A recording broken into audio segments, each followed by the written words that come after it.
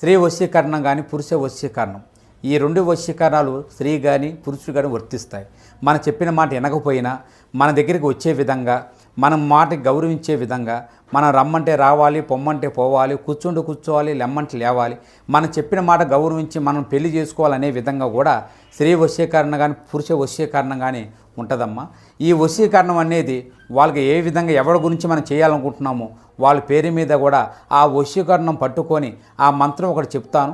ఆ మంత్రం మీరు జపించగలిగారంటే, ఆ వశీకరణం పట్టుకొని ఆ మంత్రం జపిస్తే 11 రోజుల్లో ఆ వ్యక్తి, నువ్వు ప్రేమించిన వ్యక్తి కానీ, అమ్మాయి కానీ, అబ్బాయి కానీ 11 రోజులు మీ దగ్గరికి వచ్చేది ఖచ్చితంగా గ్యారెంటీగా జరుగుతుంది. గోచార రీత్యా ఎలా ఉండబోతుందో ఒక్కొక్కటిగా సవివరంగా వీడియోలో తెలుసుకుందాము.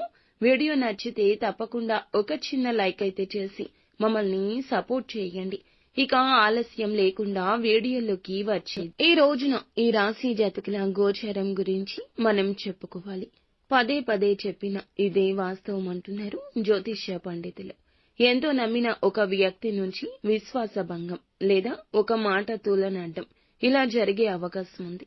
ఇది కుటుంబ సంబంధం కావచ్చు, ప్రేమ సంబంధం కావచ్చు, లేదా అత్యంత సన్నిహిత మిత్రుడి నుంచి కావచ్చు. ఒక విషయం తెలుసుకున్నప్పుడు మీరు తట్టుకోలేనంత బాధ అనుభవించవచ్చు. ఇది గుండె పగిలినట్లు అనిపించవచ్చు. అందుకే ఎవరి మాటల్ని, ప్రవర్తనను కూడా ఇప్పుడు ఒకసారి ప్రశ్నించుకోండి. భావోద్వేగాల్లో తీసుకున్న నిర్ణయాలపై కంట్రోల్ అనేది ఉంచండి. ఒకప్పుడు ఎంతో నమ్మిన ప్రేమ బంధం ఇప్పుడు సందేహాస్పదంగా మారే అవకాశం ఉంది. ప్రేమికులు ఇది గమనించండి. వారు దూరంగా మారుతున్నారేమో గమనించండి. ఒక పాత రిలేషన్షిప్ మళ్లీ గుర్తుకొచ్చి మీ ప్రస్తుత జీవితం తలకిందులయ్యే ఛాన్స్ ఉంది. ఇక ఇంట్లో ఒక పెద్దవారి ఆరోగ్య పరిస్థితి అనుకోకుండా చాలా వరకు తీవ్రంగా మారొచ్చు. మీపై ఎవరైనా తప్పు నింద వేసే అవకాశం ఉంటుంది. దానివల్ల కుటుంబ సభ్యుల మధ్య అన్య అభిప్రాయాలు కూడా ఏర్పడొచ్చు. ఈ రోజున మీరు ఖచ్చితంగా ఏమిటంటే గనక మీ మాటల విషయంలో, చేతల విషయంలో జాగ్రత్త. ఒక గొప్ప ఆఫర్ ఈ రోజున అందినట్టే అంది చేజారిపోయే అవకాశం చివరికి కూడా కనిపిస్తుంది. మీ సహోద్యోగులు లేదా వ్యాపార భాగస్వామ్యులపై మీరు పెట్టుకున్న నమ్మకం తక్కువ అవుతుంది.